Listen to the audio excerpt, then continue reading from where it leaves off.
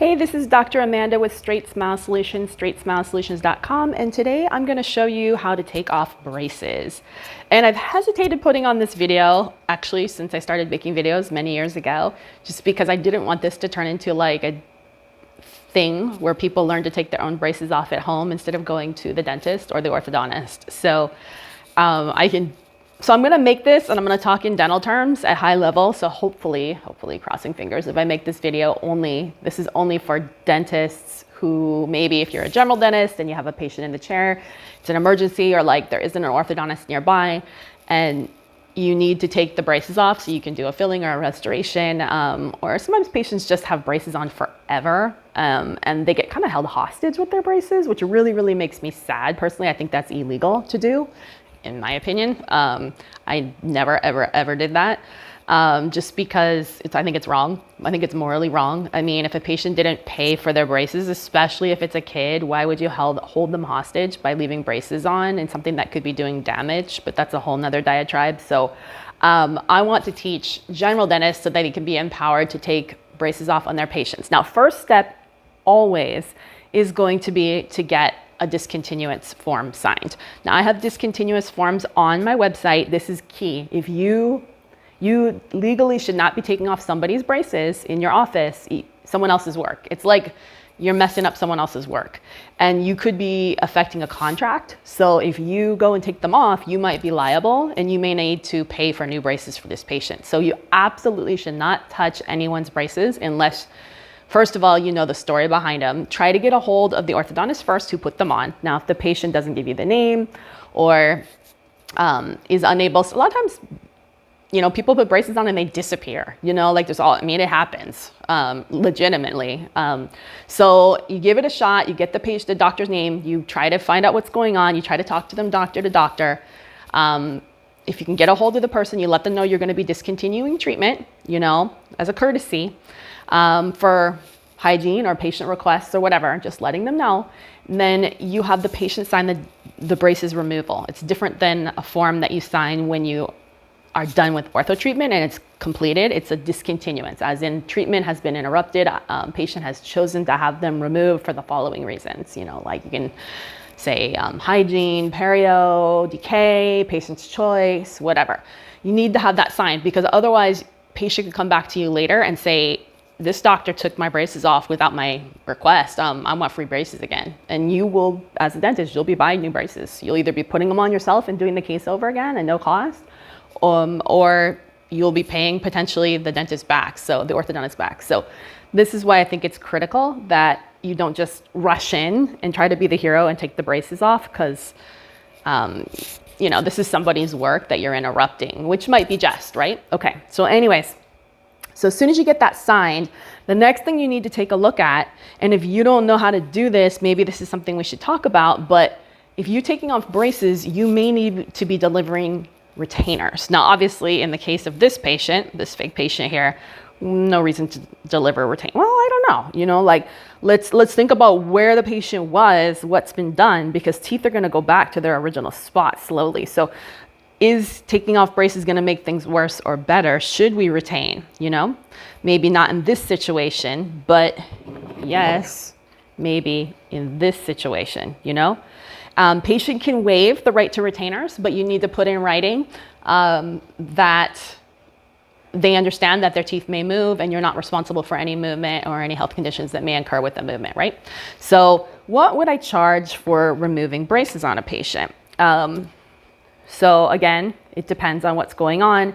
Remember, anytime you remove braces, you're responsible for what happens when you take the braces off. So if there's a cavity under the bracket and the tooth breaks, you might be responsible for that. So it really depends on the health of the teeth. You can't just pop them off. You really have to go clean the glue off with a high-speed too. So, it's going to take me a good 20 minutes to take braces off good, and then the patient should get a cleaning afterwards.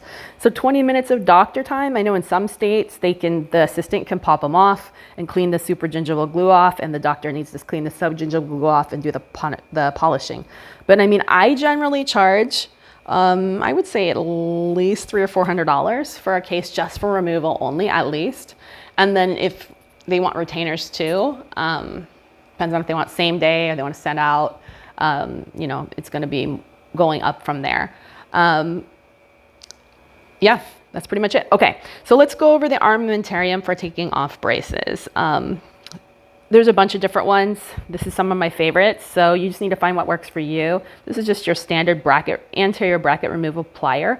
So this one can be used on the front teeth like these, you know, because it's easy, but you can't easily do it back here, right? That's not gonna work. They make one that has a right hand angle that goes like this for the back teeth.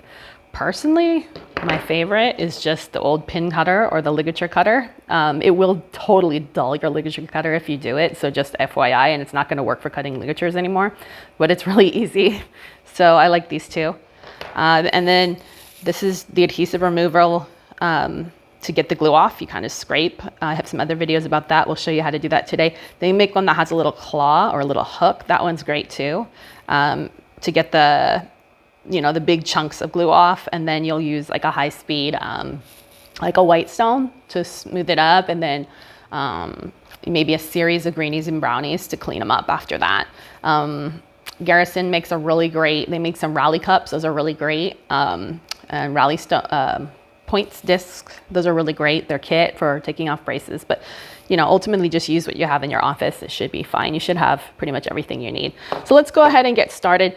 Metal braces generally are pretty easy. I always leave the wires on because that way it comes off in a piece and you don't have all kind of random pieces flying around, but good idea to, you know, have some 2x4s around and maybe some high-speed suction and stuff like that too. So always, always, always put safety glasses on your patient because it will fly in people's eyes, okay? Little things tend to fly. Metal braces are much easier to take off than ceramics. Ceramics often shatter, so I would double the time you need and double your price for ceramics if you have ceramics. So certain types of ceramic brackets actually need to be untied and squeezed with a Weingart plier. This is not the brand that does, so I'm assuming I can take it off the other way. And by the way, these are models from my digital straight wire class, so sometimes, you know, if doctors work on them, they eventually start breaking off. So I just figured I might as well destroy these since we've got it. All right, let's go ahead and get started. I kind of switch my hands around just to let you know. I'm kind of a righty. I'm ambidextrous depending on what I'm doing. So you might see me do things in my right hand and my left hand. And sorry, it drives people crazy. So, see how I just loosened that up? Now this one's not engaged in the wire, so it's gonna go flying. There we go. And that's pretty much it. We're just gonna, sorry, it's almost harder to do this on a Typodont because it's moving. And now I'm moving to my left hand. Just a little squeeze in a rock. That's all it is. Just squeeze in a rock. And no, you shouldn't be reusing brackets after you do this. That's really gross, even if you sterilize them. I know some people do, and I think that's absolutely disgusting. All right, so this pretty much will come off as one unit. What happened back here? Oh, I gotta take this one off. So here's how you use the pin cutter, just to let you know.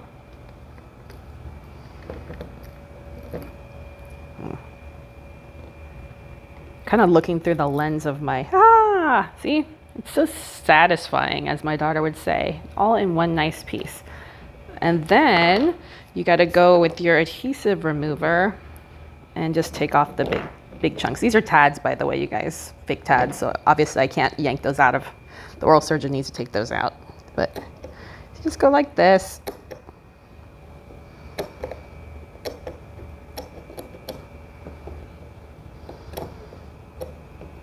You get the idea, pretty easy. All right, so we got the metal one done. This one's debonded. Let's do, I should probably put my safety glasses on before I do this. This one's probably gonna go flying, so. Okay. Oh, it's pretty easy. This is really easy. I wonder why it was breaking. Did you see that piece of shard go flying? Did it go flying? Yeah. Oh, see, this is what happens. That's why we don't want patients to be choking. So actually, you know, the best way to do it is to loosen 5 to 5 first. I'm kind of getting ahead of myself. Loosen 5 to 5 so it's just anchored in the molar tubes, and then get those last ones off. So let's do it that way so I can show you the proper way to do it.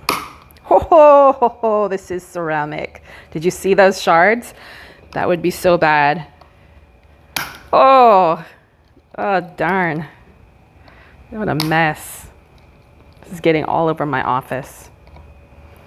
Oh no, okay, that actually hit my face and I'm not wearing a mask and I should be, so okay. Oh, what a mess. This is why I hate ceramic brass. I mean, I like them, they're very pretty, but I hate taking them off. Oh, so messy. All right, well that kind of came out. And then we can use our ligature cutter to get the molar bands off.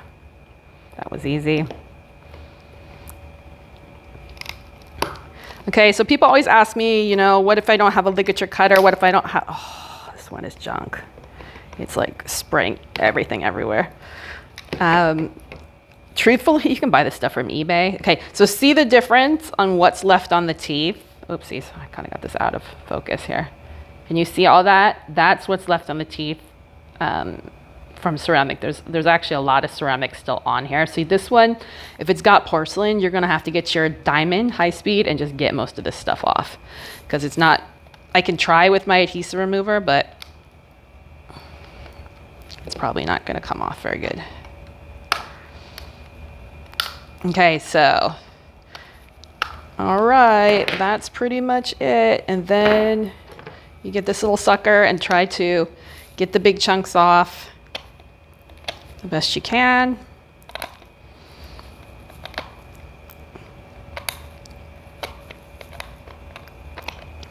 Just keep going.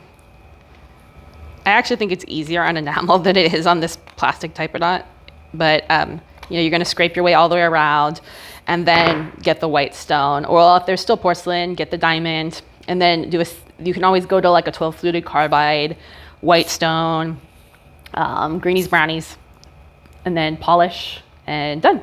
So that's how you take braces off. All right, hopefully that was helpful. I just made a huge mess. Have a great day. And don't hesitate, send your requests for videos to StraightSmileSolutions.com. Please, please, please subscribe to our YouTube channel. It's starting to take off, and I love that it's a resource for both dentists and consumers alike. Hopefully this video is being watched by dentists and not consumers, but it's good to know what to expect when you're getting your braces off also. So, oh, one more tip that I can give you. It's really, really kind of painful to get your braces just because of the torquing, you know, and if they have perio or if they have any like loose teeth or sensitive teeth, it's gonna really hurt. So I recommend that you have them bite down on like a cotton roll, or even a chewy is really great from like a liner chewy because it's more elastomeric. Have them bite down hard on it and squeeze while you take each one off, and then move the chewy around as you debond it and clean the glue. Is really, really helpful. So that's just a little tip for you. If they can't bite down, like they don't have opposing dentition, you can always brace the tooth for them while you take it off. That really, really helps. It's all about the experience, right? And safety's first. Make sure they've got eyewear, and you know, if anything kind of flies down their mouth, you know, I always stop and get the high-speed suction. If I can't find it, I tell them not to panic, sit them up, and go rinse out. If we can't find the piece, nothing in here is gonna kill you if you swallow it, you know, it's nothing crazy like that. But the right thing to say is tell the patient, you know, if it got swallowed, don't worry about it. Just monitor your symptoms. If you have stomach pain or, you know, blood in your stool or anything like that, give us a call, you know, they're not gonna see it come out. But I've never in my career had any issues like that. But I mean, people do panic, so just give them, you know, give them that advice and everything should be fine. But yeah, just main thing is just have them sit up and rinse out, because usually it's kind of stuck somewhere in the vestibule or something like that. All right, thanks so much. Have a good one.